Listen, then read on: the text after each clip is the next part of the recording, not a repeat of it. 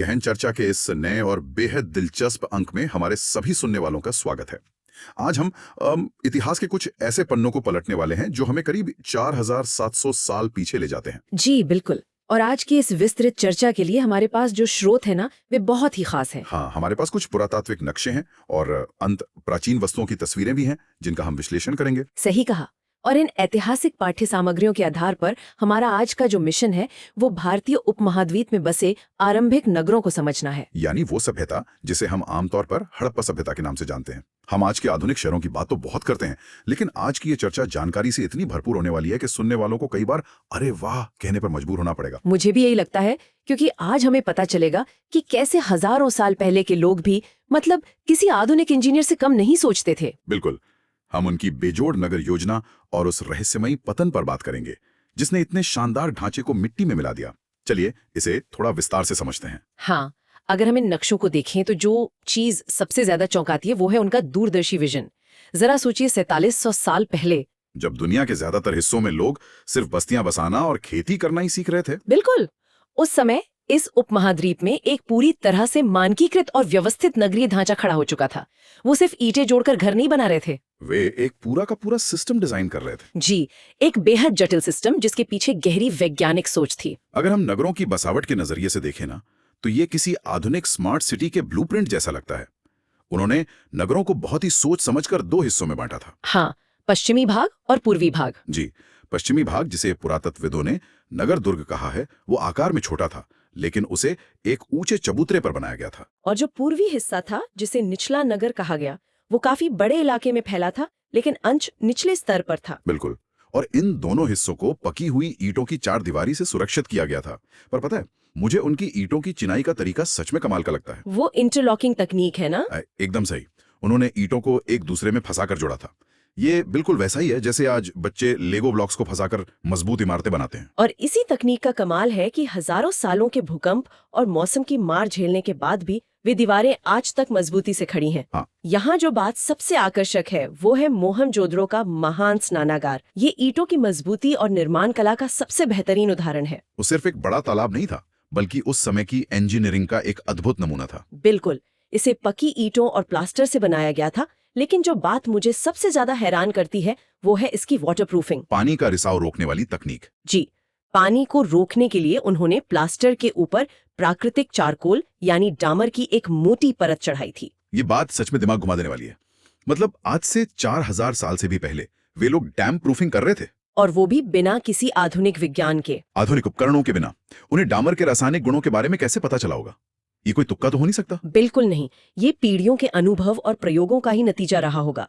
और इसके आर्किटेक्चर को देखिए, ये किसी आधुनिक स्विमिंग पूल की तरह डिजाइन किया गया था। हाँ, तालाब में उतरने के लिए दो तरफ से सीढ़ियां थीं। और इसके चारों ओर बाकायदा कमरे बनाए गए थे। पानी भरने के लिए कुएं से साफ पानी निकाला जाता था और इस्तेमाल के बाद गंदे पानी को निकालने की भी पूरी व्यवस्था थी। क्या बात है।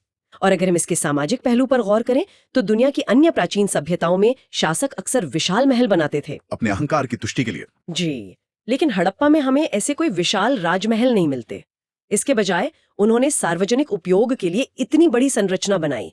ये दिखाता है कि वो नागरिक स्वच्छता को कितना महत्व देते थे, और शायद सामूहिक अनुष्ठानों को भी। वैसे कालीबंगा और लोथल में जो अग्निकुंड मिले हैं, हाँ, और कई नगरों में मिले विशाल भंडार गृह भी उनके बेहतरीन प्रशासनिक प्रबंधन की गवाही देते हैं। बिल्कुल। और स्वच्छता की इस दीवानगी का सबसे बड़ा सबूत उनके घरों और सड़कों में मिलता है। आज हम चंडीगढ़ या मैनहट्टन के ग्रिड सिस्टम की बात करते हैं तो हमें लगता है कि ये कोई नई अवधारणा है। हाँ, लेकिन हड़प्पा के लोग इसे बहुत पहले लागू कर चुके थे। उनके घर आमतौर पर 1 या 2 मंजिला होते थे, जिनमें एक आंगन और चारों ओर कमरे होते थे, और लगभग हर घर में एक अलग स्नानघर था, और कईयों में निजी कुएं भी। लेकिन जो चीज आज के इंजीनियरों को भी हैरान कर देती है वो है उनका ड्रेनेज सिस्टम। उन ढकी हुई नालियों की बात कर रहे हैं आप? बिल्कुल। आज से 4700 साल पहले ढकी हुई नालियां सीधी लाइनों में बनी हुई, जिनमें एक हल्की ढलान थी ताकि पानी गुरुत्वाकर्षण से बिना रुके बह सके। और घरों की छोटी नालियां सड़कों की बड़ी नालियों से जुड़ती थीं, जो फिर शहर के बाहर बड़े नालों में जाकर गिरती थी।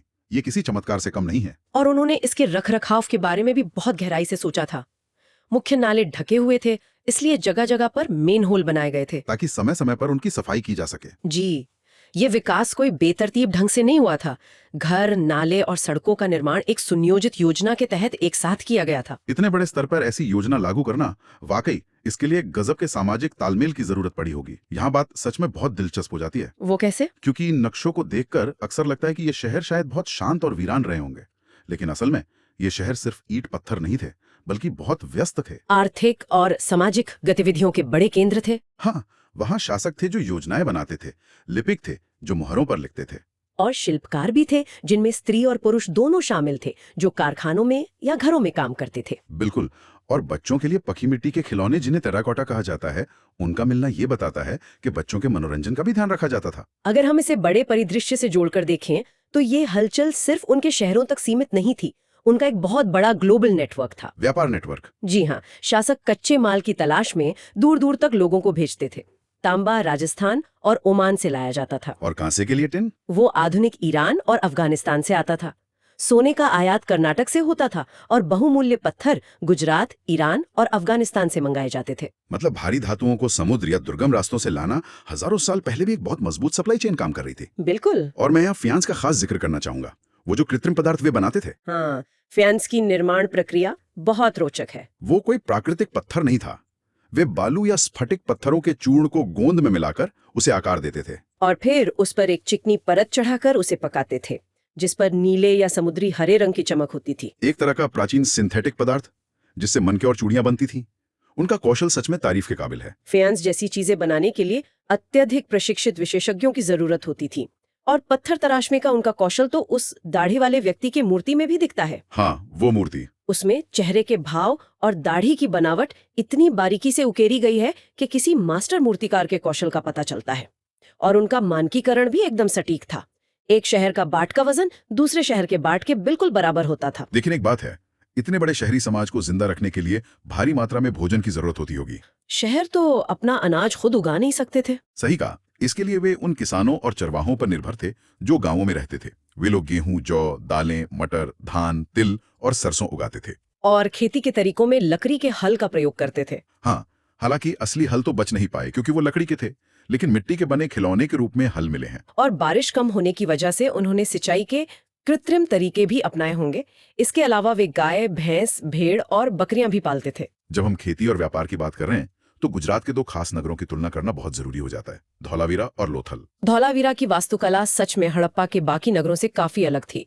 ये कच्छ के इलाके में बसा था। बाकी शहर 2 हिस्सों में बटे थे, लेकिन धौलावीरा 3 हिस्सों में बटा था ना। जी हाँ, 3 अलग अलग हिस्सों में, और इसकी 4 दीवारी ईंटों की बजाय बड़े बड़े पत्थरों से बनाई गई थी।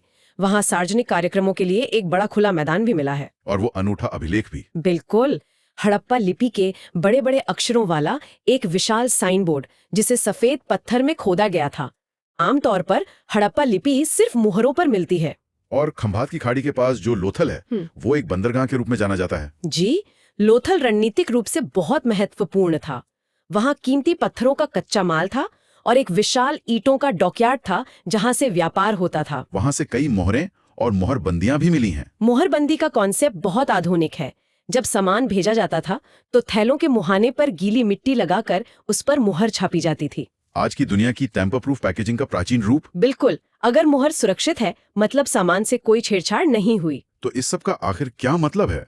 एक ऐसा समाज जहां इतनी शानदार ड्रेनेज व्यवस्था थी, अंतर्राष्ट्रीय व्यापार था, मानकीकरण था, फिर लगभग 3900 साल पहले अचानक वो सब ढह कैसे गया? ये इतिहास के सबसे बड़े रहस्यों में से एक है। अचानक नवेखानी हो गए, मोहरों का इस्तेमाल बंद हो गया, मोहनजोदड़ो की साफ सड़कों पर कचरे के ढेर लग गए और झुग्गियां बनने लगी। इससे एक बहुत ही महत्वपूर्ण सवाल खड़ा होता है कि ऐसा क्यों हुआ? विद्वानों की कई थ्योरीज हैं। कुछ कहते हैं जलवायु परिवर्तन से नदियां सूख गईं, या ईंटें पकाने के लिए जंगलों का विनाश हो गया। हाँ, या मवेशियों द्वारा चारागाह खत्म कर दिए गए। कुछ लोग बाढ़ को भी कारण मानते हैं। लेकिन इनमें से कोई भी कारण सभी नगरों के एक साथ पतन को तो नहीं समझा पाता ना। सही कहा, बाढ़ या नदियां सूखने का असर कुछ इलाकों में हो सकता है, लेकिन पूरी सभ्यता एक साथ कैसे खत्म हो गई? शायद शासकों का नियंत्रण समाप्त हो गया था। सबसे मजबूत तर्क यही लगता है। जब प्रशासन गिरता है तो सिस्टम टूट जाता है। इसके बाद लोग मजबूर होकर पूर्व और दक्षिण की नई बस्तियों में चले गए। और ये बात तब और साफ होती है जब हम हड़प्पा की तुलना अन्य समकालीन सभ्यताओं से करते हैं, जैसे मिस्र की सभ्यता। हाँ, मिस्र में लगभग 5000 साल पहले राजा अपनी सेनाएं भेजकर सोना चांदी इकट्ठा करते थे। और उन्होंने अपना सारा ध्यान पिरामिड बनाने में लगा दिया। बिल्कुल, वे मरने के बाद शवों को मम्मी बनाकर अपार धन, भोजन और यहाँ तक कि सेवकों के साथ दफनाते थे। उनका पूरा ध्यान राजा की भव्यता पर था। और यही हड़प्पा के लोग अलग नजर आते हैं। वे कितने व्यवहारिक थे। उन्होंने पिरामिड नहीं बनाए, बल्कि उनका ध्यान ढकी हुई नालियों और पक्के घर बनाने पर था। हड़प्पा एक राजा केंद्रित नहीं, बल्कि नागरिक केंद्रित सभ्यता थी। आपने बिल्कुल सही कहा।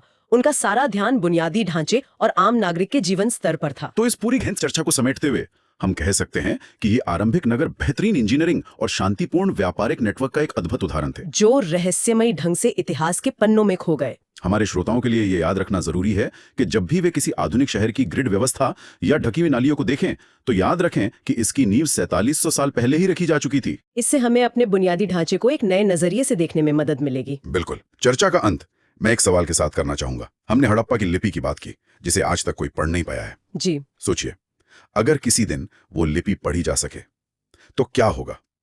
क्या हमें उन प्राचीन लोगों के रोजमर्रा के विचारों, उनके चुटकुलों या उनकी कोई अनकही कहानी के बारे में पता चलेगा? ये सच में एक बहुत ही रोमांचक विचार है। ये एक ऐसी चाबी हो सकती है जो हमारे इतिहास की पूरी समझ को ही बदल कर रख दे। खैर, इस दिलचस्प गहन चर्चा में हमारे साथ शामिल होने के लिए सभी सुनने वालों का बहुत बहुत धन्यवाद।